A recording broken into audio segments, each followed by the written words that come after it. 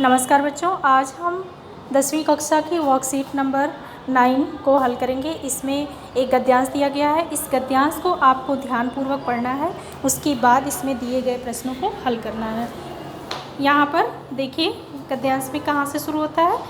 यदि हम चाहते हैं कि भविष्य में अच्छे नागरिक मिले तो हमें विद्यार्थी को सभी दृष्टि से योग्य बनाना पड़ेगा। पहली बात, उनसे राष्ट्रभक्ति की भावना का संचार करने की मांग करनी है।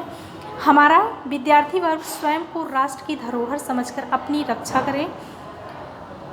उसे यह बात मन में ठान लेनी है कि उसके ऊपर भारत की रक्षा का भार है। उसे स्मरण करना होगा कि वह उस महान राष्ट्र का नागरिक होने जा रहा है जिसे आदिकाल से ही वसुधैव कुटुंबकम की उद्घोषणा की थी। उसे पूर्णता से पालन करना है। दूसरी बात यह कि उसे कर्मठ बनना है।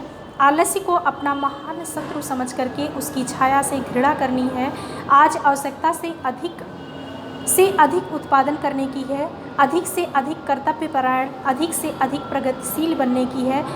विदेशों से होड़ करने के लिए हमारे छात्रों को समय से काम करने की आदत डलवानी होगी। अधिक समय तक काम करने के लिए धैर्य का विकास करना होगा। आज सामूहिक प्रयत्नों की आवश्यकता है, तभी देश से दरिद्रता भगेगी और अज्ञान का अंधकार दूर होगा।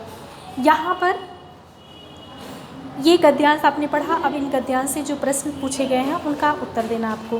भविष्य के अच्छे नागरिक कौन बनेंगे? यहाँ पर बताया गया ना बेटा कि विद्यार्थी ही भविष्य के अच्छे नागरिक बन सकते हैं। तो यहाँ पर भविष्य के अच्छे नागरिक विद्यार्थी बनेंगे।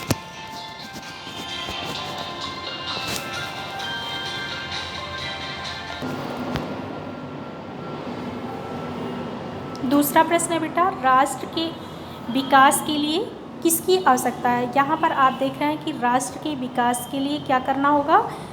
आलस्य को त्यागना होगा। और आज की आवश्यकता क्या है? अधिक से अधिक उत्पादन करना, अधिक से अधिक कर्तव्यपरायण होना, अधिक से अधिक प्रगतिशील बनने की आवश्यकता है राष्ट्र के विकास के लिए। ये सारी बातें आवश्यक हैं। ये दूसरे प्रश्न का उत्तर होगा।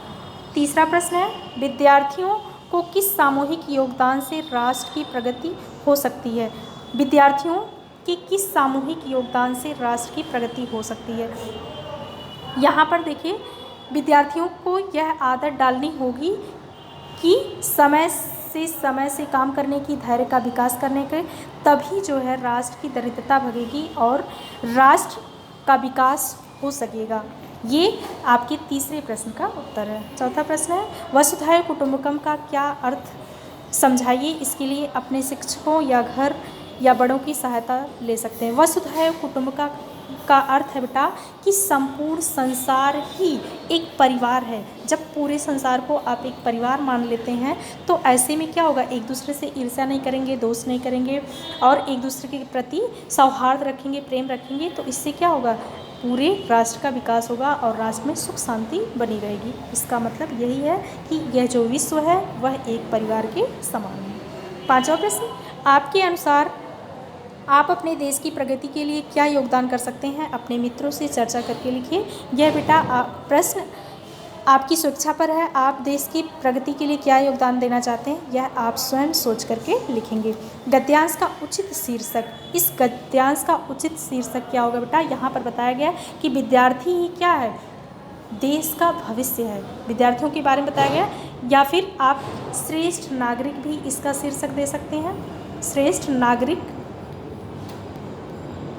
श्रेष्ठ नागरिक के गुण, ये शीर्षक हो सकता है। इसके अलावा विद्यार्थी